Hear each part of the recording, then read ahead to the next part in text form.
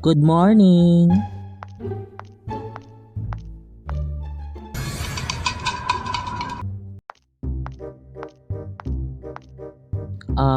Iha, binati kita kanina ng isang magandang umaga pero hindi mo ako pinansin. May kailangan po ba kayo?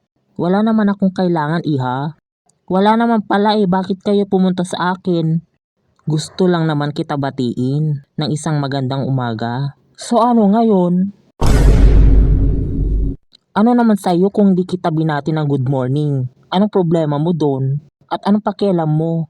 Kawalan mo yun kapag di ka binati pabalik ng tao? Greetings lang naman. Greetings. Oo nga, pero sabi niyo hindi kita pinansin. Bakit? Kailangan ba kitang pansinin?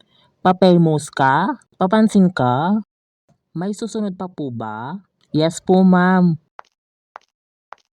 Ma'am, kayo na po. Ha? Ikaw? Magandang umaga. Have a seat. Kayo yung... I am the CEO of this company and I am here for your final job interview. It's amazing that you made it this far despite the attitude you showed earlier, where that is one of the most important tests, is the attitude itself.